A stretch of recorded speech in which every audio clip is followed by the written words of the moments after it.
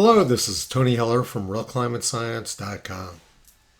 In this video, I'm going to show another example of spectacular incompetence in climate academia. The New York Times reports, summer 2023 was the Northern Hemisphere's hottest in 2,000 years, study finds. Scientists used tree rings to compare last year's extreme heat with temperatures over the past 2 millenniums. The summer of 2023 was exceptionally hot. Scientists have already established that it was the warmest Northern Hemisphere summer since around 1850, when people started systematically measuring and recording temperatures. Now researchers say it was the hottest in 2,000 years, according to a new study that compares 2023 with a longer temperature record across most of the Northern Hemisphere. The study goes back before the advent of thermometers and weather stations to the year AD1 using evidence from tree rings. And here's the same story from Scientific American, complete with a photograph of some very bad actors. Then they go on to say that you can determine how hot the summer was based on the width of the tree rings. Then they showed this typically ridiculous hockey stick graph showing level temperatures for 2,000 years, followed by a very rapid increase after the late 19th century. This is a great story, except for the fact that it's all fake, as I'm about to show you. Here's a real climate story from 2 years ago. As carbon dioxide grows more abundant, trees are growing bigger, study finds. Trees are feasting on decades of carbon dioxide emissions and growing bigger as a result, according to a new study of U.S. forests. Tree rings are getting larger around the world because there's more carbon dioxide fertilizing the trees. In other words, this hockey stick on the graph is a misinterpretation of the data. The reason the tree rings are getting larger is because there's more carbon dioxide feeding them. And they claim to have correlated this with observed temperatures, but that measure is also fake. This map shows where NOAA has daily temperature data from the years 1891 to 1920. The vast majority of it is from the United States.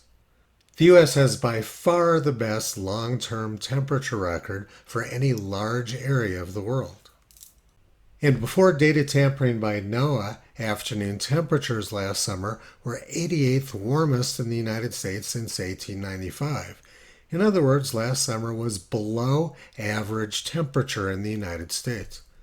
The frequency of 95 degree Fahrenheit or 35 degrees Celsius days was just about average last summer since 1895, and way down from the year 1936. The frequency of 95 degree Fahrenheit days during the summer of 1936 was a little more than double last year. And this graph shows the percentage of the U.S. which reached 95 degrees Fahrenheit sometime during the summer. That number peaked in 1931 and has plummeted to record lows. The New York Times and Scientific American claim that last summer was the hottest summer ever across the Northern Hemisphere. But in the one location where they have the best data, the United States, thermometers showed that temperatures were below average. At the North Pole, temperatures were below average pretty much every day last summer. The Arctic sea ice minimum last summer was substantially larger than the minimum in 2012. Ice doesn't lie, but climate scientists do. Academia has been pushing Michael Mann's fraudulent hockey stick for 25 years, showing this large spike since the year 1910. But Keith Briffa's tree ring reconstruction showed no such thing. It showed the 1970s as the coolest decade since the 18th century. There is no hockey stick, and people who actually understand how tree rings work would never make such a ridiculous mistake. This article from Scientific American is completely fraudulent. Once again, they're attempting to mislead the public.